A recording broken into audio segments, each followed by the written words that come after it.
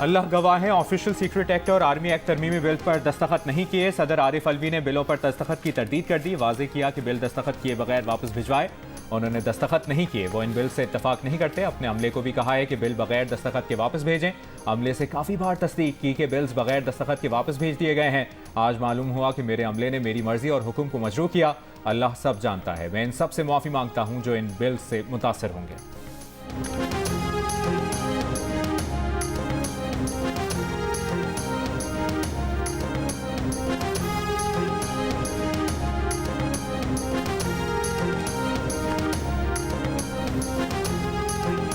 सदर आरिफ अलवी के बयान ने नया पेंडोरा बॉक्स खोल दिया। नून लीग के इरफान सिद्दीकी ने कहा कि सदर कह रहे हैं कि उन्होंने बिल्स पर ना हाँ किया ना कहा।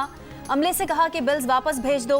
अगर सदर के अपने हाथ पांव भी अपनी दस्तरस में नहीं, अमला भी उनके काबू में नहीं, तो उनके लिए घर जाना बेहतर होगा। इतने बड़े मनसब का तमाशा ना बनाए। पीपल्स पार्टी के फैसल करीम कुंडी ने कहा कि जिस शख्स को यही नहीं मालूम कि ऐवान सदर में क्या हो रहा है, उसे ऐवान सदर में बैठने का हक नहीं। जमात इस्लामी के सेंटर मुश्ताक अहमद ने कहा कि अल्लाह पाकिस्तान पर रहम करे। सूरत हाल वाकई ये है तो ये रियासत, पार्लियामेंट और 24 करोड़ अवाम की तौहीन है। फिलडैट के सरबरा अहमद बिलाल सूफी ने कहा कि सदर मुमलिकत ने बिल्स पर दस्तखत नहीं किए तो उन्हें माफ़ी मांगने की बजाय अपने अमले के खिलाफ FIR कटवानी चाहिए। सदर के पास इस बयान से पूरी दुनिया में रियासत पाकिस्तान मजाक बनकर रह गई है।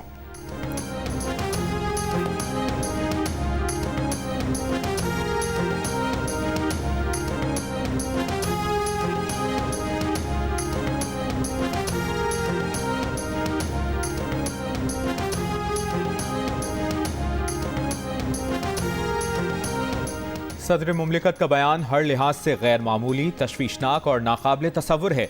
इस बयान के बाद पूरी कौम में बेचैनी और इसतराब की संगीन लहर ने जन्म लिया है। तर्जुमान तहरीक इंसाफ का रद्द अमल। कहा, सदर मुमलिकत के बयान ने रियासती नज़्म में ऊपर से लेकर नीचे तक फैले मुहलिक तरीन इन्फेक्शन को कौम के सामने बेनकाब किया है। ट्वीट के मंदरजात का हर जाविये और हर पहलू से जायजा ले रहे हैं।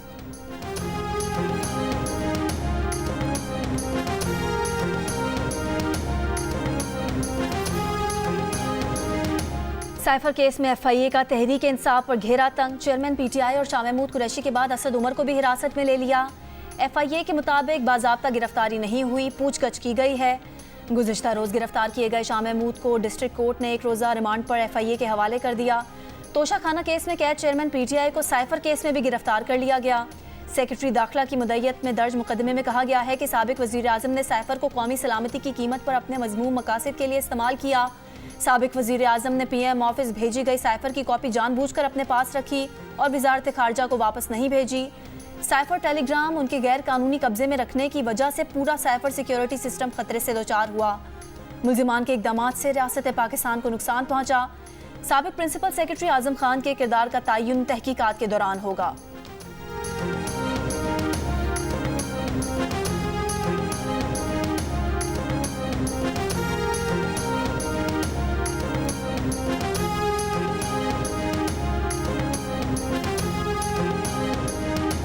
मैंने पाकिस्तान का कोई कॉम्प्रोमाइज नहीं किया। मैंने अपनी जिम्मेदारी का सबूत दिया और जिम्मेदारी से काम किया। मैंने हमेशा पाकिस्तान के मफादात का तहफ़्फ़ुज़ किया और पाकिस्तान के मफादात पर कभी कॉम्प्रोमाइज नहीं किया। तहरीक इंसाफ के वाइस चेयरमैन शाह महमूद कुरैशी ने कहा है कि साइफर केस मनगढ़ंत, इन पर सियासी बुनियादों पर बनाया गया है। उन्होंने किसी गैर मुतल्लिका शख्सियत से ऐसा कोई डॉक्यूमेंट शेयर नहीं किया। ऑफिशियल सीक्रेट एक्ट की सेक्शन 5 और 9 उन पर लागू नहीं होती। पाकिस्तान के मफादात पर कभी समझौता नहीं किया गया।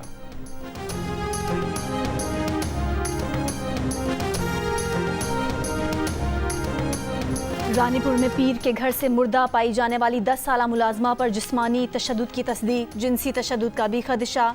अदालती हुक्म पर फातिमा की कब्र कुशाई के बाद उनका पोस्टमार्टम किया गया था। पोस्टमार्टम की इब्तदाई रिपोर्ट के मुताबिक फातिमा का जिस्म गलने की इब्तदाई कंडीशन में था। चेहरा एक तरफ से नीला और दूसरी जानिब से हरा हो चुका था। जिस्म पर तशद्दुद के निशानात मौजूद हैं। आँख, कमर, पेशानी, पैर, घुटने और हाथ पर तशद्दुद के निशानात थे। दूसरी जानिब आज डॉक्टर्स के दस्तखत से जारी मेडिकल बोर्ड की इब्तदाई रिपोर्ट में कहा गया है कि मकतूला के पूरे जिस्म पर तशद्दुद के निशानात हैं। DIG सदखर जावेद जसकानी ने जियो न्यूज़ को बताया कि तफ्तीश में शामिल साबिक SHO रानीपुर, हेड मुहर्रर, डॉक्टर और कंपाउंडर का रिमांड लेने का फैसला कर लिया गया। मुताल्लिका हवेली में पुलिस कैंप कायम करके तमाम मर्दों के DNA सैंपल लिए जाएंगे। फातिमा केस का मरकजी मुलजिम असद शाह 4 रोज़ा जिस्मानी रिमांड पर पुलिस के हवाले में। उनकी अहलिया हिना शाह ने हिफाजती जमानत ले रखी है। गुज़िश्ता रोज़ फातिमा की वालदा ने बयान दिया था कि हिना शाह उन पर केस वापस लेने के लिए दबाव डाल रही है।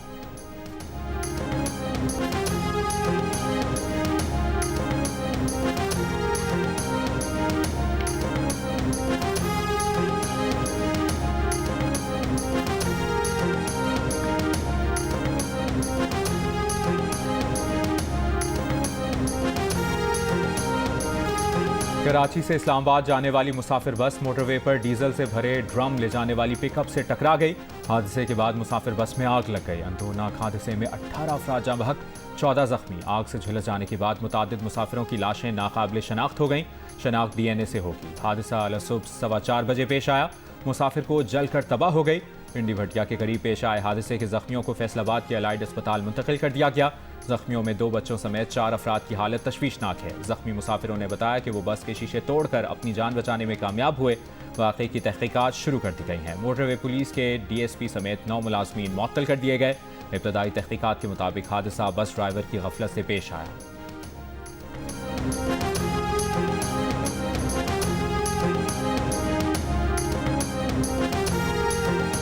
भाई मेरे थे कराची में फैक्ट्री में काम करते थे। बच्चे जो हैं उनके वो वहाँ पे उनको मिलने के लिए गए थे।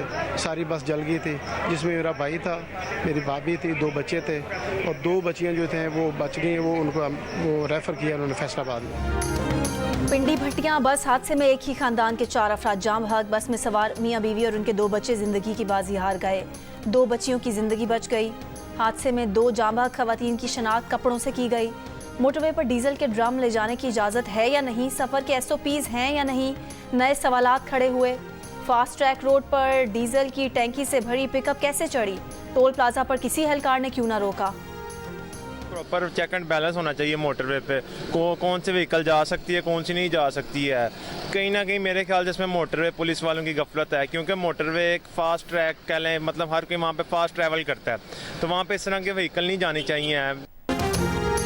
दरियाए सतलुज में भारत से पाकिस्तान आने वाले पानी की सतह में मुसलसल इजाफा। हेड गंडा सिंह में ऊंचे दर्जे का सैलाब। ज़िले इंतजामिया की जानिब से दरियाई बेल्ट से मुल्हिका इलाकों को खाली करने के लिए ऐलानात। दरियाई पट्टी से लोगों की नकल मकानी का अमल तेज़ी से जारी। पाक फौज और पंजाब रेंजर्स के जवान भी ज़िले इंतजामिया के साथ मिलकर लोगों को महफूज मकामात पर मुंतकिल कर रहे हैं। हेड सुलेमान की और हेड इस्लाम के मकामात पर पानी की सतह बढ़ने लगी। बहावलपुर की दरियाई बेल्ट पर ऊंचे दर्जे के सैलाब का खतरा। 10,000 से ज़ायद लोग और माल मवेशी रिलीफ कैंपों और महफूज मकामात पर मुंतकिल। बहावल नगर में दरियाई बेल्ट से मुल्हिका इलाकों के रिहायशी महफूज मकामात पर मुंतकिल होने लगे।